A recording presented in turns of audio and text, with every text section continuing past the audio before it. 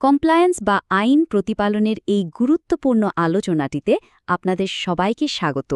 আজ আমরা একেবারে গভীরে গিয়ে দেখব একটি রিপোর্টিং সংস্থা হিসেবে আমাদের মূল আইনি বাধ্যবাধকতাগুলো ঠিক কী কী। চলুন তাহলে শুরু করা যাক। আজকের এই আলোচনায় আমরা ধাপে ধাপে কয়েকটি বিষয় জেনে নেব। প্রথমে আমরা আইনি ভিত্তিটা বুঝব, তারপর আমাদের মূল দায়িত্বগুলো কি, কিভাবে সন্দেহজনক কার্যকলাপ চিহ্নিত করতে হয়, রিপোর্টিংয়ের সঠিক প্রক্রিয়াটা কি, আর ব্যাংকের বাইরেও কাদের এই আইনের আওতায় আনা হয়েছে সেসব দেখব। আর সবশেষে আইন না মানলে তার পরিণতি কি হতে পারে সেটাও জেনে নেব। তো প্রথমেই আসি আইনি ভিত্তির কথায়, মানে যে আইনগুলোর উপর ভিত্তি করে আমাদের পুরো কমপ্লায়েন্স কাঠামোটা দাঁড়িয়ে আছে।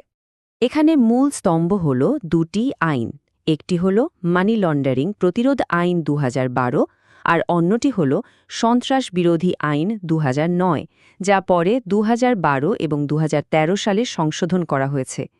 এই দুটি আইনই কিন্তু মানি লন্ডারিং আর সন্ত্রাসে অর্থায়ন প্রতিরোধের সব কার্যক্রমের মূল ভিত্তি। এখন একটা প্রশ্ন আসতেই পারে, এই আইনগুলো কাদের জন্য? অনেকে হয়তো ভাবেন এটা শুধু ব্যাংকগুলোর জন্য, কিন্তু ব্যাপারটা মোটেও তা নয়। আইন অনুযায়ী রিপোর্টিং সংস্থার পরিধিটা অনেক বড়। ব্যাংক ছাড়াও আর্থিক প্রতিষ্ঠান, বীমা company, stock dealer, real estate developer, এমনকি আইনজীবী, নোটারি, হিসাবরক্ষক এবং এনজিওগুলো এর আওতায় পড়ে। আচ্ছা, আইনটা তো বোঝা গেল। এখন দেখা যাক রিপোর্টিং সংস্থা হিসেবে আমাদের প্রধান দায়িত্বগুলো কি কি। এগুলোকে আমরা বলতে পারি কমপ্লায়েন্সে 4টি মূল স্তম্ভ। মানি লন্ডারিং প্রতিরোধ আইনের ২৫ নম্বর ধারা অনুযায়ী এই 4টে দায়িত্ব পালন করা বাধ্যতামূলক। প্রথমত, গ্রাহকের সঠিক এবং সম্পূর্ণ পরিচয় সংরক্ষণ করতে হবে। দ্বিতীয়ত, অ্যাকাউন্ট বন্ধ হয়ে যাওয়ার পরও কমপক্ষে 5 বছর পর্যন্ত সব লেনদেনের রেকর্ড রাখতে হবে। তৃতীয়ত, বিএফআইইউ যখনই কোনো তথ্য চাইবে তা সরবরাহ করতে হবে। আর সবচেয়ে গুরুত্বপূর্ণ চতুর্থ দায়িত্বটা হল যে কোনো সন্দেহজনক লেনদেন চোখে পড়া মাত্রই তা বিএফআইইউকে রিপোর্ট করা। এগুলোর কোনোটিই কিন্তু ঐচ্ছিক নয়। শুধু দায়িত্বগুলো জানলেই তো হবে না, তাই না? আসল কাজটা শুরু হয় সন্দেহজনক কার্যকলাপ চিহ্নিত করার মধ্য দিয়ে। চলুন দেখি আইন অনুযায়ী কোন লেনদেনকে আমরা সন্দেহজনক বলবো। আইন বলছে একটি লেনদেন তখনই সন্দেহজনক হবে যখন 3টি বিষয়ের যে কোনো একটি ঘটবে। 1. যদি লেনদেনটি গ্রাহকের স্বাভাবিক লেনদেনের ধরনের সাথে না মেলে। 2. যদি সন্দেহ হয় যে এই টাকা কোনো অপরাধ থেকে অর্জিত। অথবা 3. যদি মনে হয় এই লেনদেনটি কোনো সন্ত্রাসী কার্যকলাপ বা গোষ্ঠীর অর্থায়নের জন্য করা হচ্ছে। বাস্তবে আমরা কিছু রেড ফ্ল্যাগ বা বিপদ সংকেত দেখে সন্দেহজনক লেনদেন চিনতে পারি।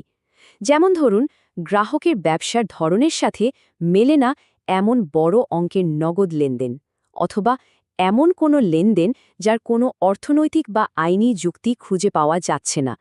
আবার কিছু গ্রাহক আছেন যারা কোনো কারণ ছাড়াই বারবার ঠিকানা বদলান। এগুলো সবই কিন্তু এক একটা রেড ফ্ল্যাগ। এখন প্রশ্ন হল, সন্দেহজনক কিছু চোখে পড়লে ঠিক কী করতে হবে? এর জন্য কিন্তু একটা নির্দিষ্ট প্রোটোকল বা নিয়মকানুন আছে, যা আমাদের সবাইকে অক্ষরে অক্ষরে পালন করতে হবে। প্রক্রিয়াটা মূলত 3 ধাপের। প্রথমে, প্রতিষ্ঠানের যে কোনো কর্মী যখনই কোনো সন্দেহজনক লেনদেন দেখবেন, তিনি তার শাখার কমপ্লায়েন্স অফিসার বা বিএমএলসিওকে জানাবেন। এরপর বিএমএলসিও বিষয়টি বিশ্লেষণ করে যদি প্রয়োজন মনে করেন, তবে তা হেড অফিসের অ্যান্টি মানি লন্ডারিং ডিভিশন বা এএমএলডিকে জানাবেন। সবশেষে এএমএলডি চূড়ান্ত পর্যালোচনা করে গোএএমএল ওয়েব পোর্টালের মাধ্যমে বিএফআইইউ এর কাছে সাসপিশিয়াস ট্রানজ্যাকশন রিপোর্ট বা এসটিআর জমা দেবে। এখানে একটা খুবই গুরুত্বপূর্ণ বিষয় আছে। অনেকেই হয়তো ভয় পেতে পারেন যে রিপোর্ট করলে কোনো আইনি ঝামেলায় পড়তে হবে কিনা। তাদের জন্য আইনে একটি সেফ হারবার বিধান রাখা হয়েছে। এর মানে হল, যদি কোনো কর্মী বা সংস্থা সরল বিশ্বাসে কোনো সন্দেহজনক লেনদেনের রিপোর্ট করে, তাহলে তাদের বিরুদ্ধে কোনো ধরনের দেওয়ানি বা ফৌজদারি মামলা করা যাবে না। আইন তাদের সুরক্ষা দেবে। আমরা আগেই বলছিলাম যে এই আইন শুধু ব্যাংকের জন্য নয়। আর্থিক অপরাধ দমনের লড়াইয়ে এখন আরও অনেক পেশাজীবীকে সামনের সারিতে নিয়ে আসা হয়েছে।